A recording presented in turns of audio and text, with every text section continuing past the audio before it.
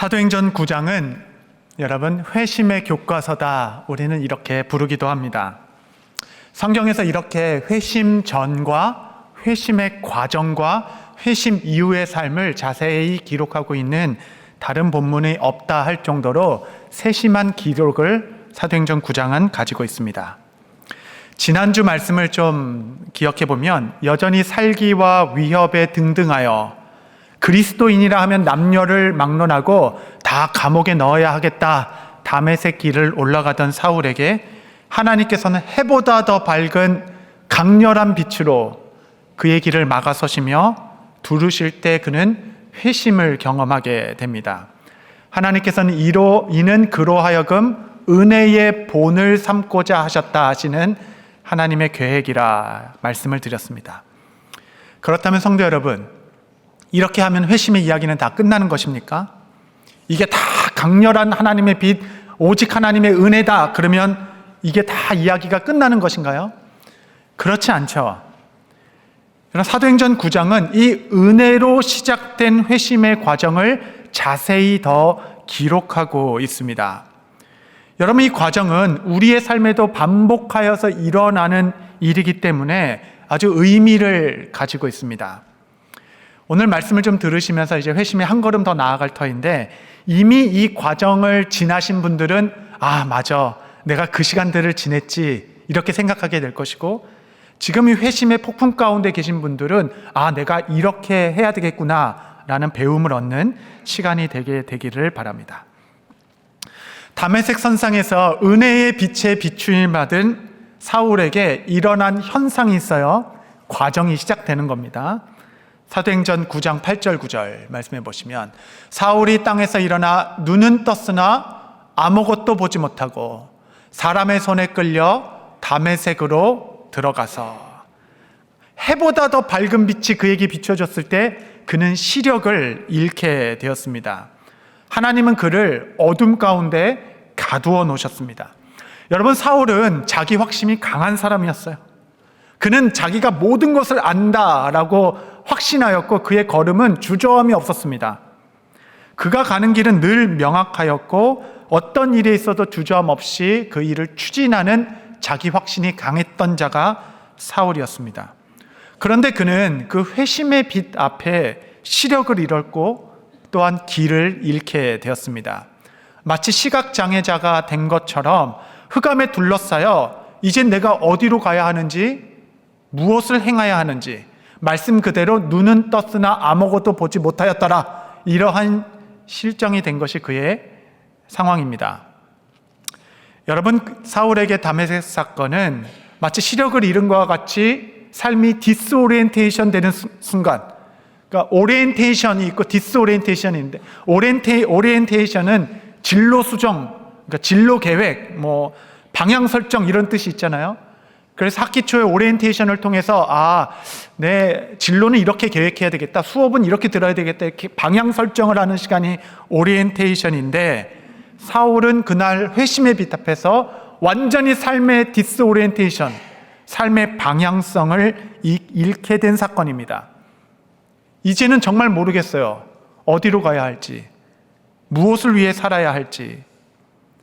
여러분, 이처럼 회심이란 주님께서 열심을 갖고 달려가는 자들 길을 딱 막아서시며 그 길이 틀렸다라고 그 길을 막으신 사건, 여러분, 그것이 회심입니다. 이 빛의 부르심 앞에서 사울은 그 익숙한 모든 것과 결별하게 되었습니다. 자기 신념과도 결별하게 되었어요. 자기 확신과도 결별하게 되었습니다. 그것보다 더 중요한 것은 자신의 옛사람으로부터 결별하게 된 사건이 되었습니다. 여러분, 회심을 해야 될 대상들은 교회 밖에도 많지만 저를 포함해서 교회 안에도 많습니다. 여러분, 개종과 회심은 완전히 다른 것이에요. 개종이라 함은 여러분 100번을 해도 아무 소용 없습니다. 개종이라는 것은 내가 불교에 속해서 불상 앞에 드리고 있었던 것을 이제는 개종하여 기독교에 속해서 기독교의 하나님께 바라는 것, 그것이 개종이라고 의미한다면 아무 의미가 없죠. 삶의 방향과 목표는 그대로 있는데 의지의 대상만 바꾸는 것이 개종입니다. 여러분, 그러나 회심은 근본적으로 삶의 방향성을 바꾸는 사건, 더 나아가서 삶의 주인을 바꾸는 삶의 혁명이 여러분 회심이라 하겠습니다. 회심이 없는 회개는 단지 후회보다 조금 더 나은 수준의 어떤 결단에 불과할 것입니다. 내 옛사람을 하나도 변화시키지 못하게 되는 것입니다. 그러므로 여러분이 회개할 때에 눈물 흘리지 않아도 됩니다. 속에서부터 끓어오르는 뜨거움이 없어도 전혀 상관이 없습니다. 여러분, 그거는 자연스러운 현상이지 회개의 본질이 아닙니다. 회개의 본질은 방향의 재설정. 여러분, 정말 여러분이 가고 있는 길이 맞는 길입니까? 정말 그 길에 따라 사울처럼 열심히만 가면 목적을 이룰 수 있는 것입니까? 그런 의미에서의 리오리엔테이션, 다시 방향, 나의 시선을 다시 재조정하는 회심은 날마다 일어나는 빛과의 거룩한 충돌. 여러분, 누구나 인생에 한두 번씩은 나의 삶의 길과 계획을 아프게 수정해야 되는 사건과 사고를 마주합니다. 때때로 사람들이 이렇게 고백합니다. 정말 내 삶에 이런 일이 생길 줄은, 남의 이야기인지 알았더니 내 삶이 이렇게 될 줄은 정말 몰랐습니다. 그럴 때는 휘몰아치는 폭풍 가운데 내 계획과 삶이 다 디스오리엔테이션 돼서 내 삶의 방향을 잃어버려요. 이 방향인지 알고 열심히 달려왔는데 과거 내 삶을 향한 부정. 여러분, 인생이 당혹스러운 것은 인생에 예고편이 없다라는 것입니다. 갑자기 그냥 훅 들어온 빛의 침투와 사건으로 말미암아 우리의 삶이 다 분해되어 버립니다. 결국 신앙의 성숙이란 내 인생의 이러한 불청객과 같이 낯선 모습으로 다가오시는 하나님의 개입을 받아들이고 이해하는 과정 가운데 일어나는 열매이다. 우린 그렇게 정의를 내릴 수 있겠습니다. 로마서 1장에 보면 여러분, 무시무시한 말씀이 있습니다. 드디어 하나님께서 이 세상의 모든 불의한 자들을 향한 하나님의 진노가 하늘로부터 선언되었다라는 말씀이 로마서 1장에 있어요. 로마서 1장 18절 말씀해 보시면, 하나님의 진노가 불의로 진리를 막는 사람들의 모든 경건하지 않음과 불의에 대하여 하늘로부터 나타나나니. 하나님의 진노가 하늘로부터 나타났다. 여러분, 그러면 그 무시무시한 진노가 무엇일까요? 하늘에서 불이 떨어져서 그들을 심판하는 것일까요? 죽음의 천사를 보내서 그들을 하나하나 직격적인 심판 앞에 서게 하는 것입니까? 로마서 1장은 하늘로부터 드러난 하나님의 그 진노를 3번 반복해서 동일하게 말합니다. 그 진노의 본질이 무엇인가? 로마서 1장 24절 보시면, 그러므로 하나님께서 그들을 마음의 정욕대로 더러움에 내버려 두사. 26절, 이 때문에 하나님께서 그들을 부끄러운 욕심에 내버려 두셨으니. 28절 말씀, 또한 그들의 마음에 하나님 두기를 싫어하매 하나님께서 그들을 그 상실한 마음대로 내버려 두사. 여러분, 하나님의 진노는 무엇입니까? 내버려 두는 거예요. 여러분, 이게 제일 무서운 것입니다. 그냥 정욕의 더러운 대로 막 섞어 살도록 내버려 두는 것이, 허탄한 것을 향하여 부끄러운 욕심에 따라 다름질하는 그 자를 그냥 내버려 두는 거지. 마음의 상실한 대로 그냥 낙담 가운데 그냥 내버려 두는 것, 이것이 하늘에서 드러난 하나님의 진노다라고 말합니다. 여러분, 가끔 뉴스를 볼 때 이런 생각이 들죠. 하나님, 악인들이 저렇게 두도록 하나님 도대체 뭐 하시는 것입니까? 왜 그냥 두시는 것입니까? 욕심에 따라, 정욕에 따라 왜 마음대로 살도록 그냥 놔두십니까? 그들의 삶을 보면 하나님께서 아무런 간섭이 없으신 것 같아요. 그들의 삶만 보면 하나님이 안 계신 것처럼 보이기도 합니다. 그러나 성도 여러분, 결코 부러워하지 마십시오. 여러분, 그게 진노입니다. 정욕과 욕심과 상실한 대로 그냥 살아가도록 그냥 놔두는 것. 그렇다면 여러분, 하나님의 은혜가 무엇입니까? 그것은 내가 너로 결코 이 허탄한 것을 쫓아가도록 놔두지 않겠다. 내가 너로 마음의 상실한 대로 머물러 있도록 너를 그냥 놔두지 않겠다. 내가 너로 간섭하고 내가 너의 삶에 참견하겠다. 여러분, 우리가 결코 원하지도 바란 적도 없지만 강렬한 빛의 침투로 나의 삶에 간섭해 주시는 일, 이것을 저는 거룩한 방향 상실이다. 사울아, 너의 길이 틀렸다. 여러분, 이것이 회심입니다. 그래서 이 시간이 쉽지 않죠. 과거의 나의 삶을 부정하지 않으면 새 길을 찾아 나갈 수가 없기 때문에. 여러분, 내 인생의 이곳에서 끝나나 싶기도 합니다. 그러나 성도 여러분, 사울이 방향을 잃고 시력을 잃어 흑암의 어둠 가운데 머문 시간이 고작 사흘이라고 합니다. 여러분, 그 혼돈의 시간은 결코 길지 않을 것입니다. 혹시 우리 가운데 사울과 같이 눈은 떴으나 아무것도 보이지 아니하나이다, 삶의 방향을 완전히 디스오리엔테이션 되어서 방향성을 잃고 계신 분이 계신다면 오늘은 그분들께 좀 말씀을 드리고 싶은 것이에요. 그렇다면 이 사흘의 시간을 어떻게 보내야 하는가? 여러분, 9장은 회심의 교과서입니다. 9장 9절 말씀해 보시면, 사흘 동안 보지도 못하고 먹지도 마시지도 아니하리라. 여러분, 사울이 보지 못한 사건은 불가항력적인 하나님의 은혜였습니다. 그는 피할 수 없었어요. 선택할 수 있는 것이 없었습니다. 이것은 주님께서 주체가 되어 일으키신 일. 그러나 여러분, 먹지도 아니하고 마시지도 아니하였다라는 말의 주체는 바울이었습니다. 그는 이 빛의 충돌 앞에 반응하기 시작하였습니다.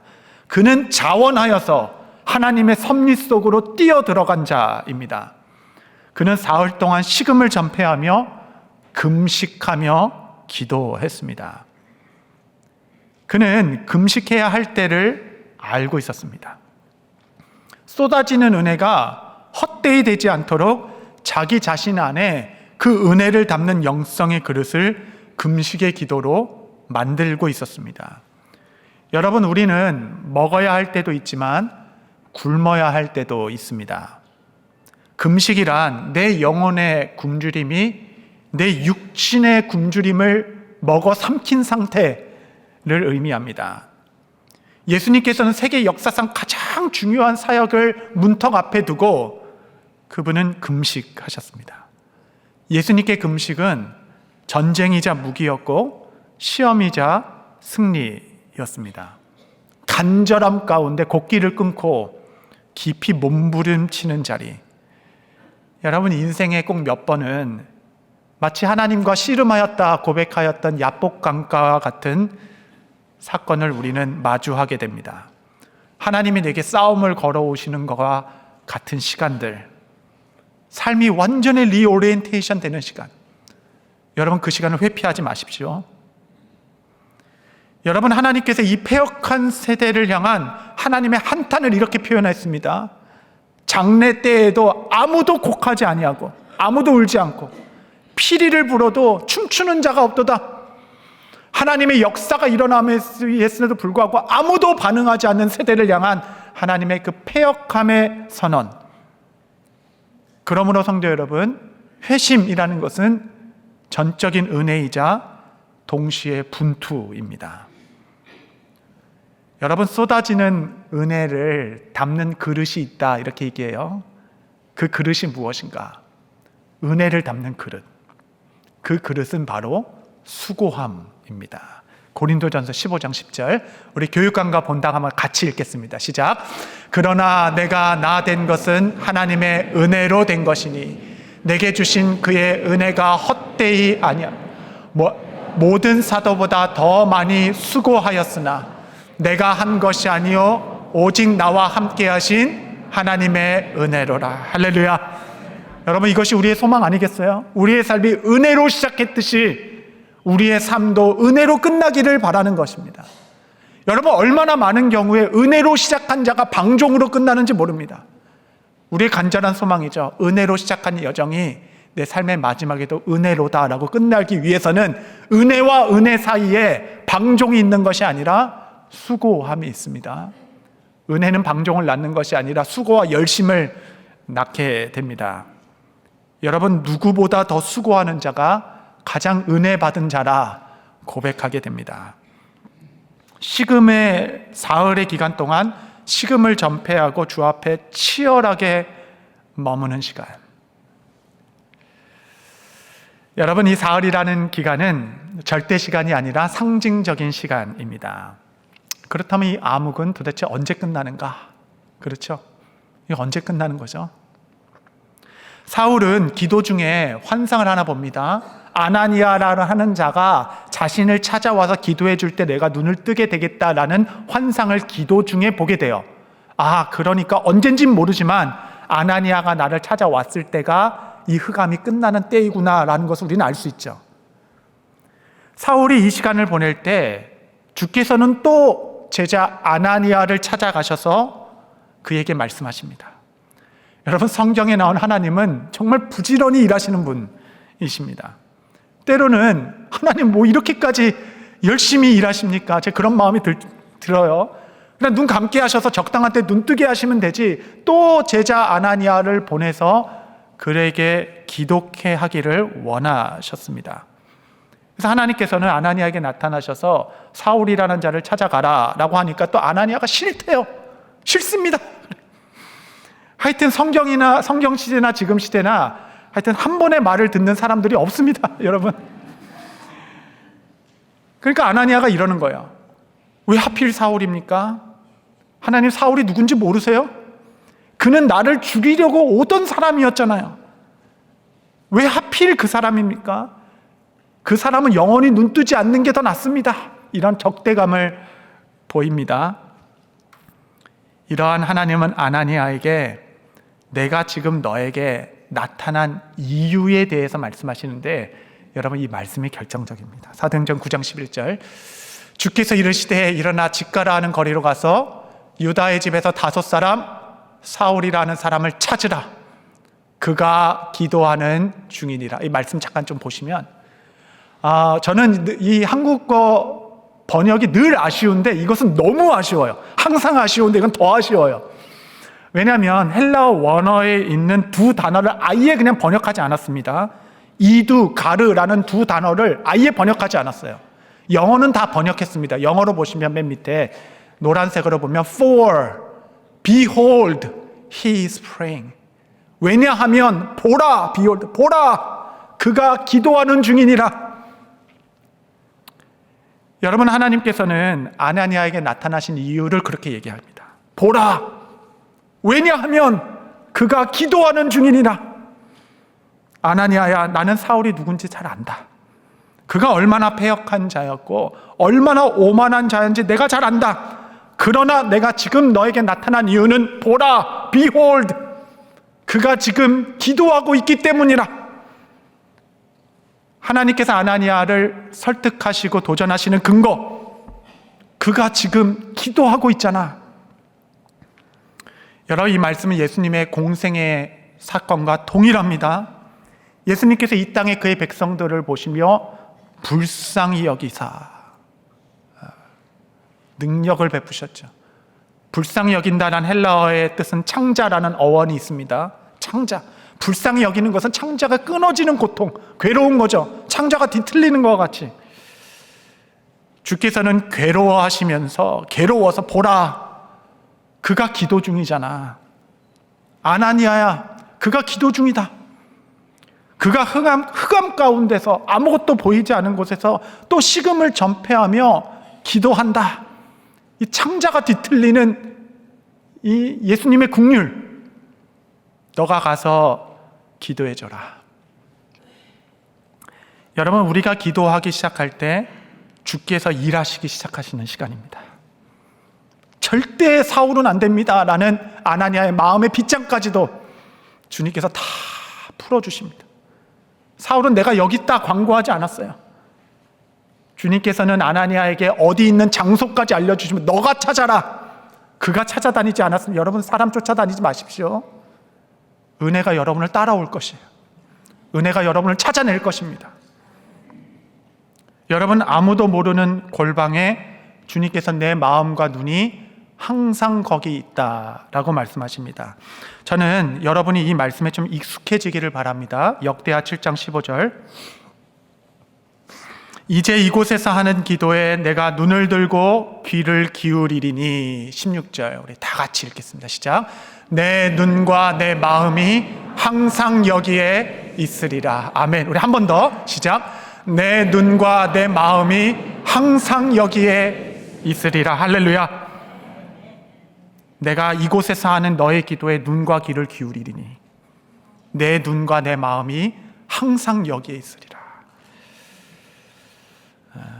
저는 여러분의 기도의 자리가, 기도의 분투가 폭풍우 가운데 회복되게 되기를 바랍니다.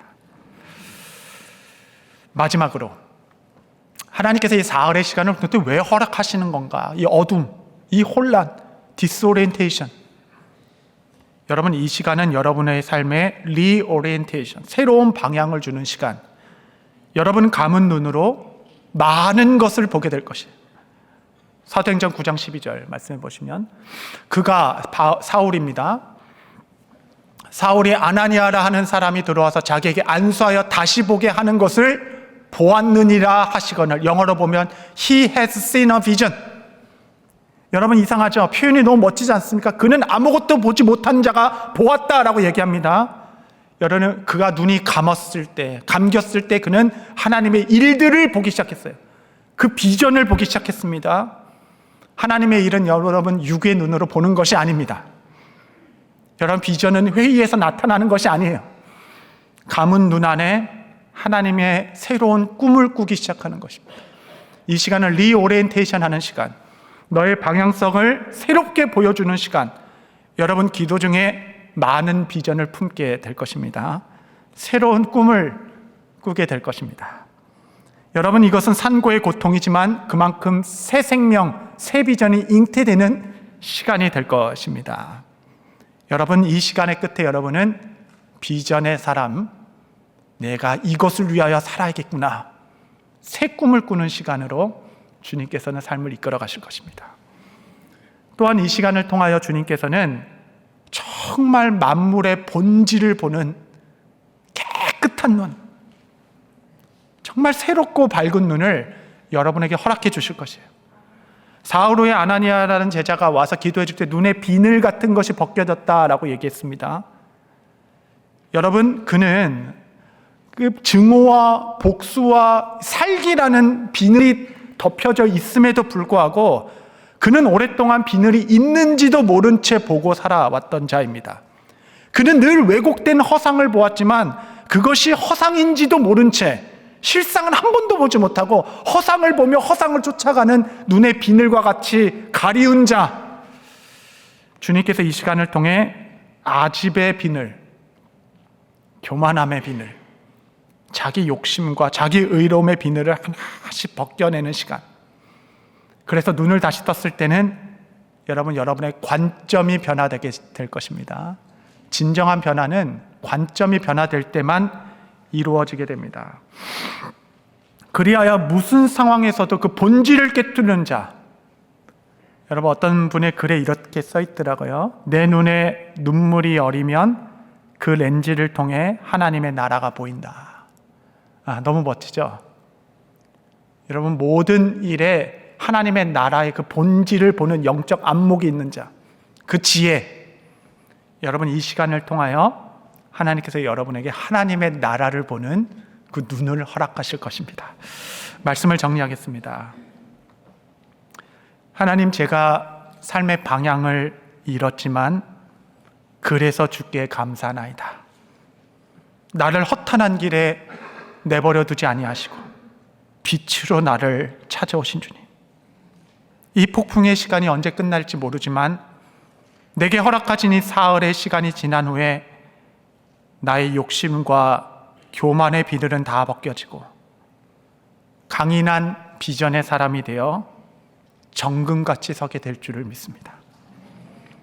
오늘도 주님께서는 아니 왜요? 라고 질문하는 세상을 향하여 보라, 이는 그가 기도하고 있기 때문이라 말씀하시며 일하시는 주님, 나의 기도의 장막에서 주님을 바라보나이다. 이 신앙의 고백이 여러분의 고백이 되게 되시기를 바랍니다. 기도하시겠습니다.